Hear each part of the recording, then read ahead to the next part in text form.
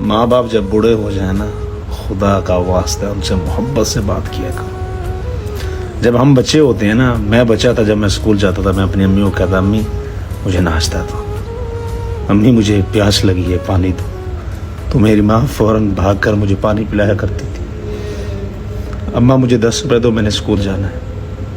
अम्मा फलां दिन मेरे स्कूल में फंक्शन है, मुझे 20 रुपये दो। माँ देती थी।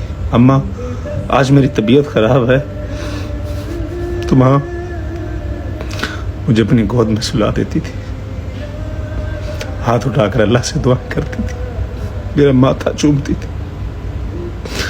और आज हम क्या करते हैं, माँ बाप बूढ़े हो जाते हैं, हम उनकी बात नहीं मानते।